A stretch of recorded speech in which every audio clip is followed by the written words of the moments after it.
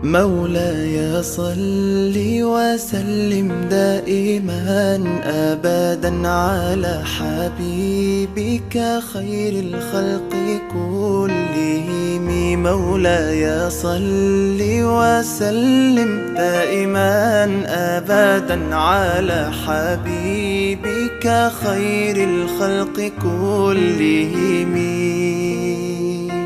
يا نبي سلام عليك، يا رسول سلام عليك، يا حبيب سلام عليك، صلوات الله عليك.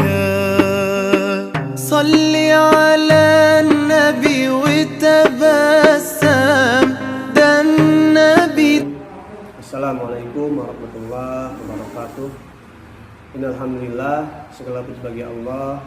Kita bersyukur kepada Allah.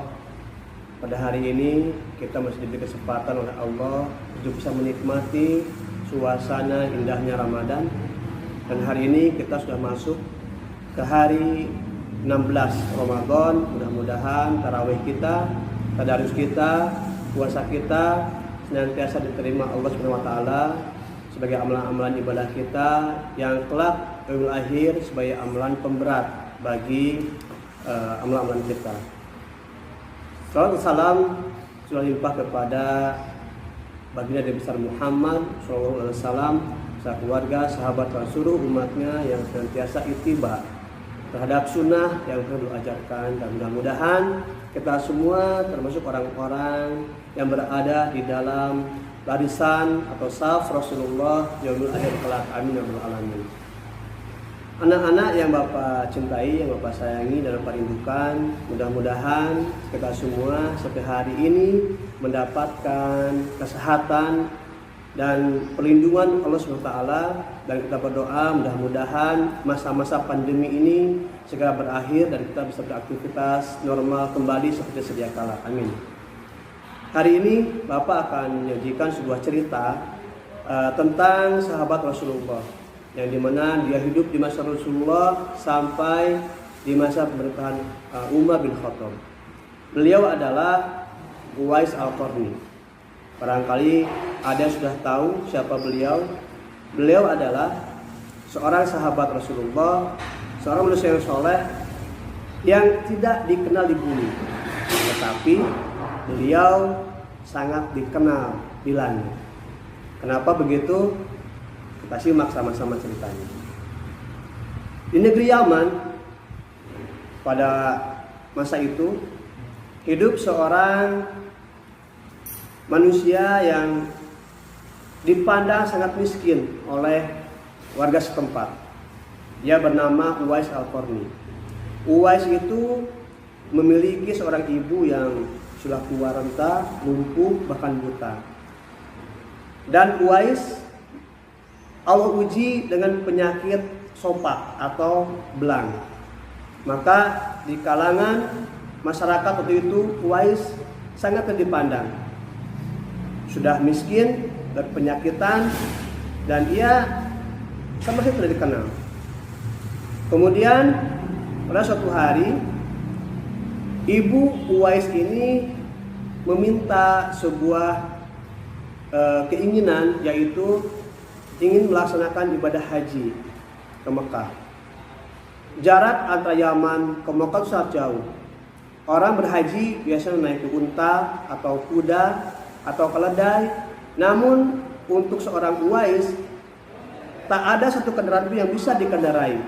Maka Uwais menyanggupi untuk menyenangkan hati ibunya dengan cara dia memikirkan untuk bisa membawa ibunya berhaji. Spontan waktu itu Uwais hanya berpikir bagaimana saya bisa membawa sang ibu untuk menunaikan ibadah haji. Beliau akan melatih raganya, akan melatih fisiknya untuk bisa kuat. Maka Uwais yang biasa sehari-hari menggembala kambing, dia membawa kambingnya untuk digembalakan di sebuah bukit.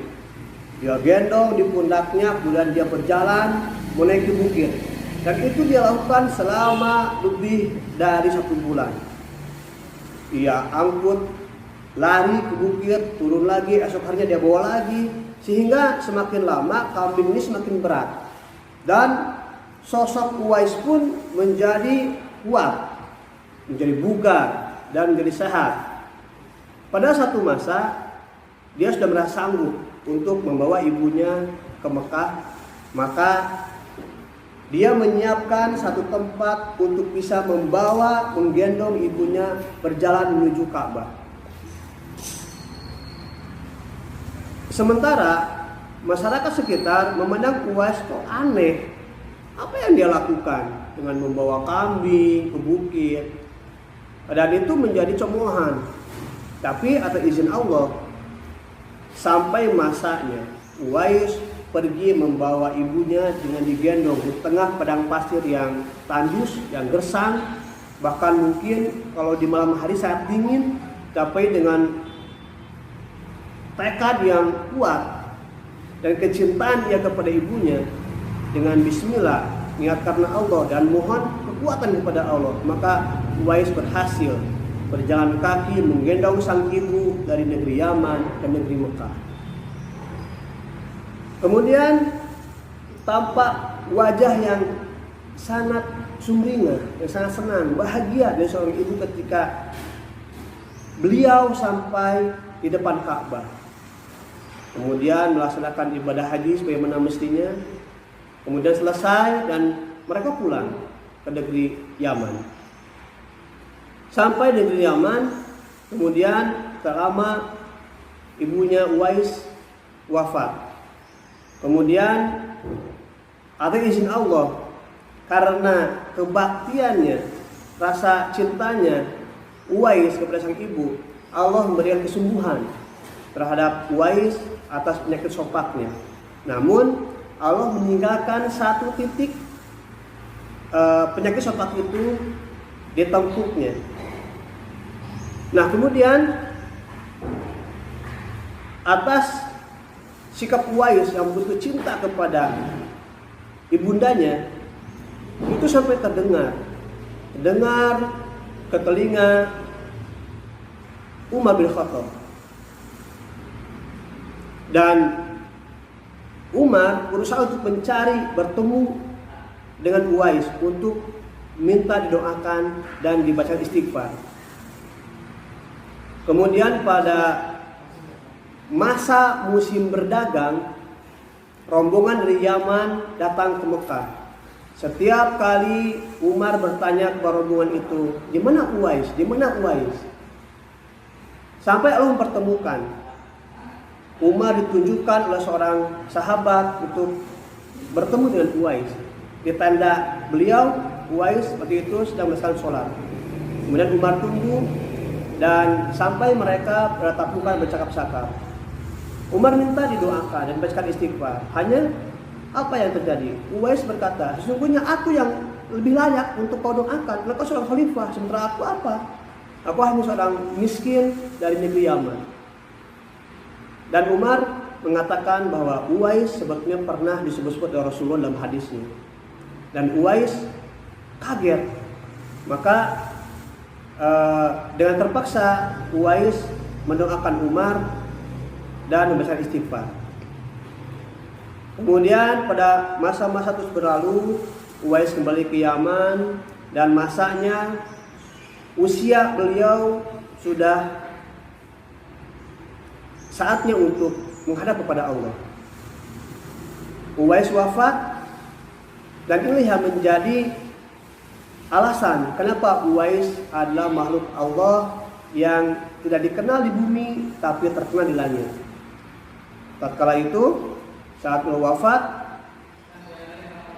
warga-warga di sekitar Uwais itu merasa kebingungan dan heran. Kenapa kok banyak orang-orang asing yang datang? Mereka berebut untuk memandikan Uwais, mereka berebut untuk mengkafani Uwais, mereka berebut untuk mensolatkan Uwais. Maka mereka berebut untuk menggotong jenazah Uwais.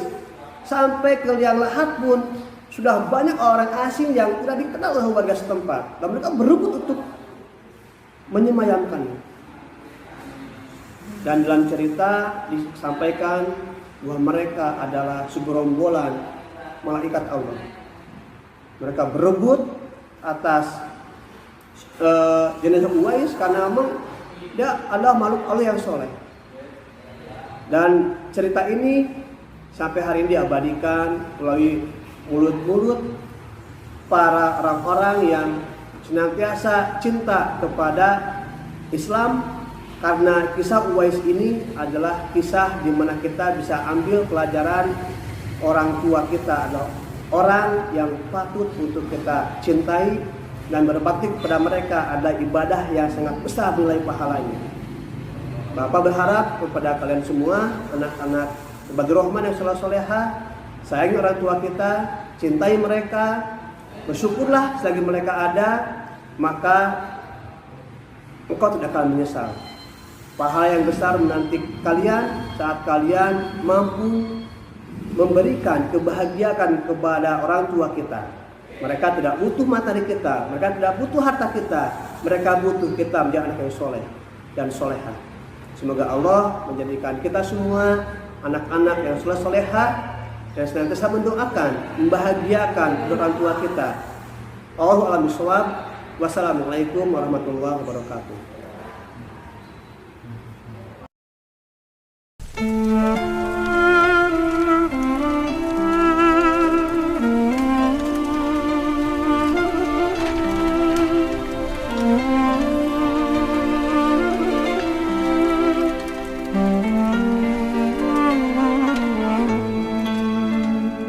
You lift me up high, you spread my wings and fly me to the sky.